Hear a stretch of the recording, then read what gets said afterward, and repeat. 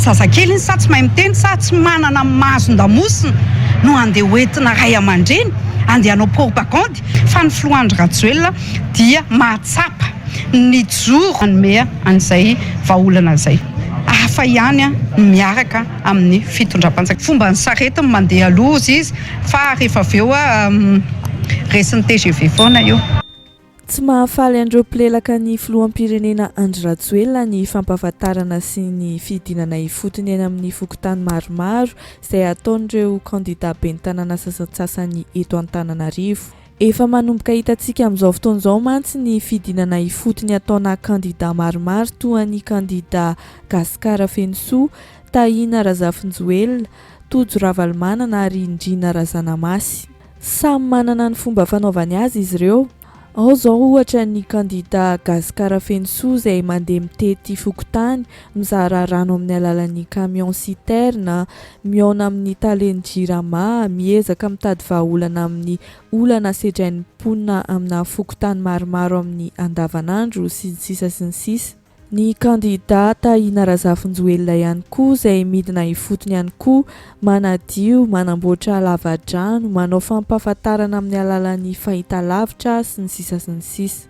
Ny kandida Tojo Ravalomanana ihany koa dia torak'izany, mijery ny olan'ny vahoaka manoloana an'ireo tsy fahatomombanana maromaro eny amin'ireo fokontany maromaro miaraka amin'ny filoha teo aloha sady dadany ihany koa Marika Ravalomanana. Ny kandida Ndrina Razanamasy ihany koa dia mampahafantatra ny maha-kandida azy amin'ny alalan'ny fihaonana maromaro izay ataony ary manao fifanankalozan-kevitra. Fa hatreto aloha dia mbola tsy dia tena enoeno loatra ny kandida Monja Roindefo, ny kandida Martin Joseph Randriamampionina na fantatsika amin'ny solon'anarana hoe Dadafara, ary ny kandida natolotry ny vovonana isika rehetra miaraka amin'ny Andry Rajoelina ary Lala Ramanantsoa. Fa ny zavatra tsikaritra hatreto anefa dia tsy mety amin'ny olona sasantsasany ny fidinana ifotony ataon'ireo kandida ben'ny tanàna eto Antananarivo renivohitra sasantsasany. Hita fa maharomotra ny solombavam-bahoaka ny boriboritany faharoa Lanto Rakotomanga mihitsy izany raha araka ny fanehoan-kevitra nataony. I Lanto Rakotomanga moa dia anisan'ireo tena mpisolelaka faratampon'ny filoham-pirenena Andry Rajoelina. Lasa ataon'ireo kandida ho fidiny eto Antananarivo renivohitra fitaovana fanararaotana fotsiny ny olana sedrain'ny vahoaka malagasy amin'izao fotoan'izao eo anivon'ny resaka jiro sy rano ohatra. Tsy ankasitrahan'ity solombavam-bahoaka ity izany ny asa ataon'ireo kandida sasantsasany eto Antananarivo renivohitra. Efa manao ny asany ny fitondram-panjakana.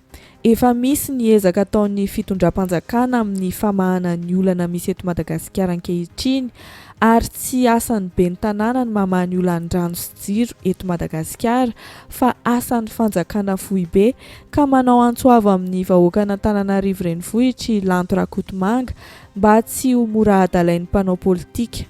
Efa hita mibaribary amin'izany fa ny tahotra ny tsy ho lany no tena mibahana amin'ireto mpilelaka ny fitondran'ireto, fa na dia izany aza dia mbola manamafy hatrany ny solombavam-bahoaka ny boriboritany faharoa ity i Lanto Rakotomanga fa fomba ny sarety mandeha aloha ary tsy haharesin'ny TGV izany mihitsy ireo kandida ataony hoe mpanohitra ny fitondrana amin'ny fifidianana ben'ny tanàna sy mpanolontsaina ny ben'ny tanàna io. Misy ny fidinana kandida samihafa zany manao descente eny amin'ny fokontany.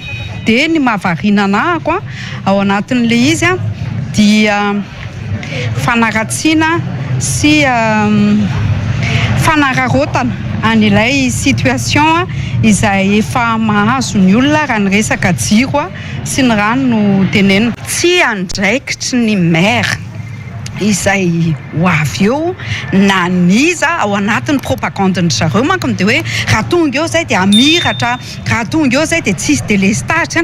Tsy asan'ny maire zany vahoaka malagasy, asan'ny fitondram-panjakana zany izay efa manao fitondram-panjakana fa zany dia fanomezana inona moa zany toky fitaka ho an'ny vahoaka ka oky tsika re mba tsy hivoana na ho tratrana izany fitaka izany fa hafa ihany miaraka amin'ny fitondram-panjakana. Aloha misy ny lalàna zany izay hoe tsy mahazo mitena zareo hoe fidio ny numéro zao sy ny hoe fampisehoana amin'ireny ina moa ty banderole ireny, tsika tsy matahotra anazy.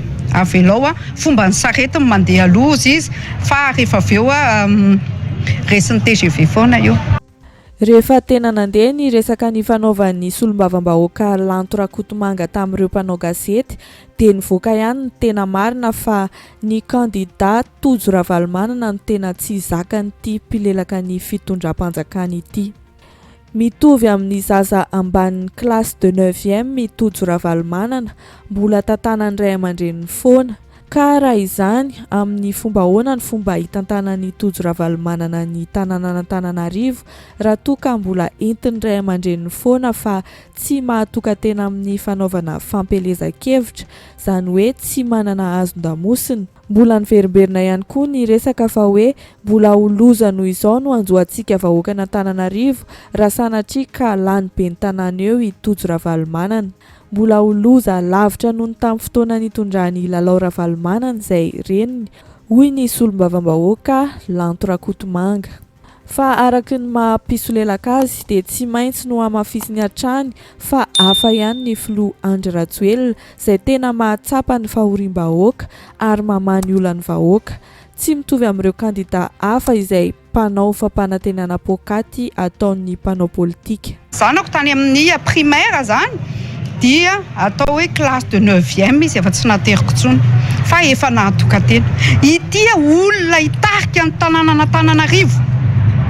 Fa nga zazakely ny sa tsy mahay miteny sa tsy manana mahazon-damosina no andeha hoentina ray aman-dreny, andeha hanao propagande, hoentina ray aman-dreny hiteny, hoentina ray aman-dreny tena zany efa manamarika zany fa tsy manana hazon-damosina io olona io. Ary rehefa tonga eo amin'ny toerana io sanatria izay tsy isy ane izany dia pire noho ny nataon'ny mamany no zavatra ho ataony eo. Satria nge tamin'ny andron'izany ramatoa izany be ny tanàna tsy nisy sisin-dalana Antananarivo na ny trottoir tsy nisy tsy namidin'izany olona izany. Fivarotana zao tsika manadio rehefa vahoaka n'Antananarivo mijery isika mandalo ny fahasahiranana ka na iza filoham-pirenena teo dia nandalovana pire noho izao ary nazo antsika. Fa ny filoha Andry Rajoelina dia mahatsapa ny joro nandeha ny resaka ary nanampanantena izy fa iresaka amin'ny vahoaka malagasy hiteny ny olana izay enony sy hitany ary anome an'izay vahaolana izay. Mampametra-panontaniana ihany ny fanehoan-kevitry Lanto Rakotomanga teo iny satria efa nisy ny ben'ny tanàna mpiaradia tamin'ny fitondrana teo. Efa teo i Naina Andriatsitohaina kanefa tsy hita akory hoe inona ihany koa ny zava-bitany teo fa vao maika ny dofitra araka ny voalazan'ny Guy Maxime Ralaiseheno izay mpandrindra ny cellule de crise tao amin'ny fandaharana dondresaka tamin'ny fahitalavitra TV+ Madagasikara. Problème na planine ny problèmetsika eto Madagasikara anisany problème tsy mahay mampiasa ny vola mbahoaka sy ny volan'ny olom-pirenena mpitondra fanjakana dia io mihitsy tsika fito taona teorintsika dia midofitra zay nge le olana Fanaratsian'ireo kandida hafa izay miomana amin'ny fampelezan-kevitra fotsiny no vohiziny ity solombavam-bahoaka ny boriboritany faharoa Lanto Rakotomanga ity rehefa tena nodiniana tsara ny resaka ny vohiziny. Fa kosa tsy mba nisy fanehoan-kevitra mahakasika ny zava-bitany kandida atolotry ny vovonana isika rehetra miaraka amin'ny Andry Rajoelina, izany hoe ny kandida Arilala Ramanantsoa. Azo lazaina zao fa fanaratsian'ireo kandida hafa no paikady entin'izy ireo hiadiana ny toerany ben'ny tanànan'Antananarivo renivohitra. Mitovitovy tamin'ny resaka izay nataon'ny minisitra teo aloha Lalatiana Rakotondrazafy tao amin'ny fandaharana data tamin'ny fahitalavitra Viva ihany koa mantsy izany resaka nataon'ny député Lanto Rakotomanga izany. Tsy dia nahitana resaka maro mahakasika ny kandida izay tohanany fa ny fanaratsiana ny fianakaviana Ravalomanana no tena nibahana tao anatin'ny resaka. Tsy tsara ny tanànan'Antananarivo izy raha ny fianakaviana Ravalomanana no mbola hirotsaka eo ary tsy manana programa matotra ihany koa izy ireo. Ny kandida Tojo Ravalomanana ihany koa dia mpisolo toerana ny filoha teo aloha Marika Ravalomanana fotsiny ihany. Za dia resy lahatra fa tsy tsara ho an'ny fitantanana ny tanàna Antananarivo ny fianakaviana Ravalomanana satria mbola ao amin'izy ireo foana ilay hoe amin'izy ireo Andriamatoa Rajoelina nanongana azy teo amin'ny fitondrana tamin'ny taona 2024 dia tsy maintsy manao valifaty politika foana zareo dia zay eny efa nibaiko Andriamatoa Lalao Ravalomanana Andriamatoa Marika Ravalomanana nahatonga azy nandefa ny vadiny Lalao Ravalomanana zany eny olona tsy niomana ilatsaka hofidiana tamin'ny fotoan'androny tsy afaka na niady hevitra aza ane zany Jean-Claude taditsika tsara fa tsy nana programa na kely ary taditsika tsara fa tamin'ny ady hevitra ny karakarainy vao Miramalo tena misana ny fifidianana za candidaty tamin'izany dia fantatra tsara tsy tonga ne izy satria tsy afaka ny ady hevitra akory zany olona zany tsy afaka nyresaka programa akory zany olona zany fa namaiky azy teo dia hoe andao atao izay azahoana an'ilay tanàna anaovana valifaty any Andriamatoa Rajoelina dia ohatran'izay foana zany dia mbola izay koa no mibaiko azy Tojo Ravalomanana nge candidat de substitution rehefa tsy afaka ny dadany dia andao ndray ny zanany satria efa teo ny reniny ary zay mahatonga ny olona miteny azoko mihitsy ny olona miteny amin'izao fotoana izao festive le resy dia tsy mba nisy olona hafa mihitsy ka arak'izany dia ny kandida Tojo Ravalomanana mihitsy no tsy zaka ny mpisolelaka ny filoham-pirenena Andry Rajoelina na dia manamafy matetika azy izy ireo fa tsy matahotra zany.